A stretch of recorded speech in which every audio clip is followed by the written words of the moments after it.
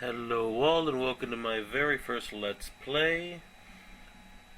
I'm hopefully going to be doing several survival horror themed and puzzle themed games.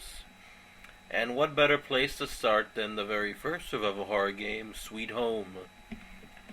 A little history for you people who've probably never heard of the game. Sweet Home was made in 1989 by Capcom for the Famicom system, and was released alongside a movie of the same name. But unlike most movie games, this is not a piece of crap, and was actually the inspiration for probably the first actual survival horror game, Resident Evil. It will become apparent when we start where the inspiration lies. So, with that, let's begin. No, let's keep the names the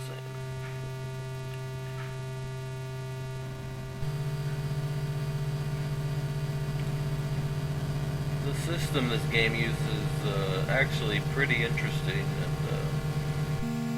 despite the fact that this is technically a role-playing game, it sets the groundwork for these survival horror tropes that are going to show up in all horror games that come after this. It's actually pretty interesting to see. Looks like the Power Rangers open the gate there, and new sound effects. God bless you, Famicom.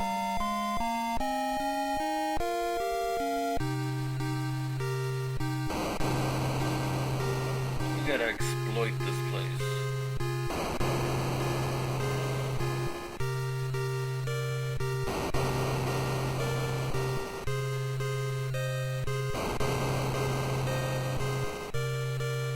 Probably in the cooler. No, wait, that's Fresco. No,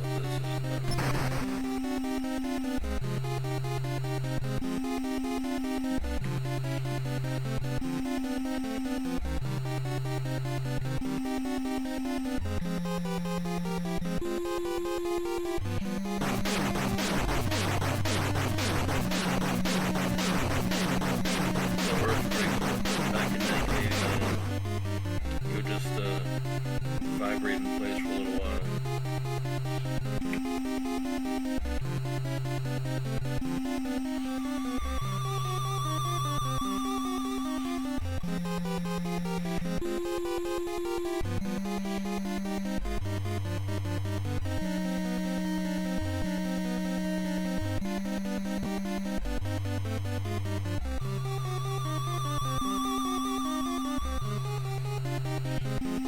Oh, who would have expected this to happen in a haunted house? Alright, if the game will let me start playing now. Any day now. Alright. Oh no, wait, we got more dialogue.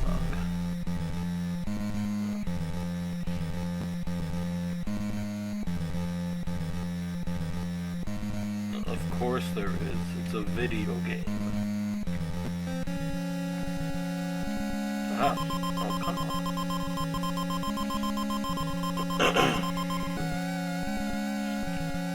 I'll get to that, Kazuo. Just give me a minute. Alright. Let me run down for you the basics of this game. We got 5 characters. Kazuo, Akiko, Taro, Asuka, Emi. These are their life points. It doesn't really come into play the difference except for how much damage they can handle before they die. But hopefully we won't have to deal with that. The interesting part of this game is that each character comes with their own tool. Kazuo has a lighter. Akiko, I think, is the one with the first aid kit. Very important. It heals status effects that otherwise completely decimate a character if it left unchecked. Taro possesses a camera, which is, while not needed to complete the game, helps figure out some of the puzzles and otherwise unexplained aspects of the game. Asuka is the one with the blue poncho over there. She has a vacuum cleaner, and while that doesn't sound very useful, it's actually impossible to complete this game without it. And Emmy has a key which somehow opens several, but not all, doors in this mansion, so she's also quite useful. Actually, we need her. Anyway, you can walk around, obviously. You have A for this menu, and you get Party, which lets you switch between all the characters. And once you switch, you control them, as you can see. There's also Item, which brings up the menu of that character's currently carried items.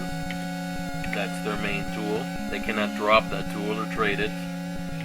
Then you have 2 spaces for random items, and 1 space for a weapon. Then you have Talk, which is self-explanatory. Team. You go up to somebody, you hit team. Should we team up? Yes. And now you're in a team. This changes a few things, like the item screen. Now you get 2 item screens, and you have access to both their inventories. There's also Look, which is probably the most useful function on this menu, because it lets you examine things. Sharp glasses everywhere. Now we know what that pink shit is. Save, obvious. You can save anywhere in this game, so I won't be needing save states for this. And quit is also something I really don't need to explain.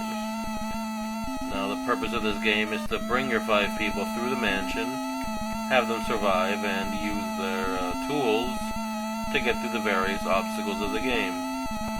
And since our first obstacle is sharp glass in the convenient squares that prevent us from proceeding, there's really only one option to get through this room.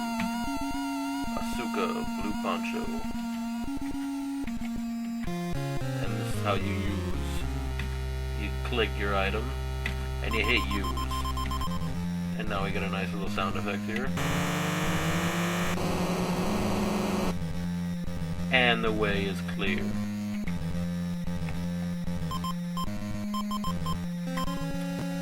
Yes, that's also another aspect of this game. There are random fights. I mean, this is an RPG. So you really don't want to send your characters out alone.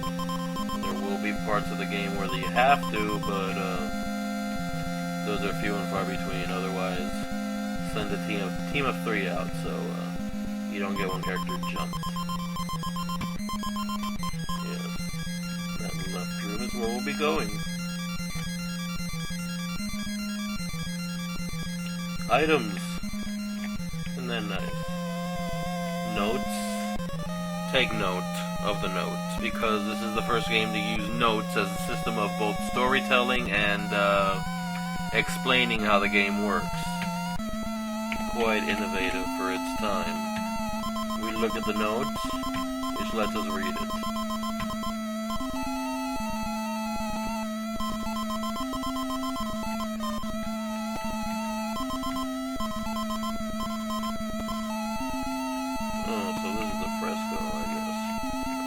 We'll look at that later. Another item here. We get to look at what it is. Waxy. No, actually that's supposed to be a tiny picture of a candle, but whatever. To pick things up, you hit item. You hit an empty space. And you hit move. Boom.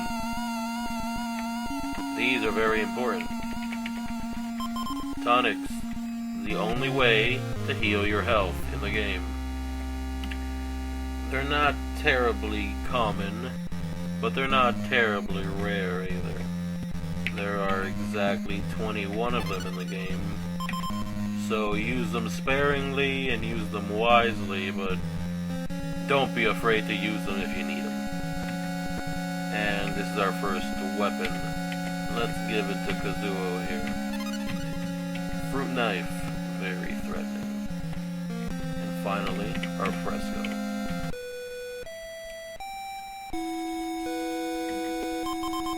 We can look at it. We can use an item on it. We are not going to. We can leave it and we can pray to it. Praying is a battle function along with an item function in terms of puzzle solving. But unlike in battle where it uses up prayer points, I'll get to that later. When you use it as an item, it will also use up prayer points, but only if it's needed. So don't be afraid to spam it if you can't figure out the puzzle. We know what we have to do, so let's get these people out of the way and switch over to our resident cameraman. We don't want to go alone, so let's team up with Emmy here and be on our merry way.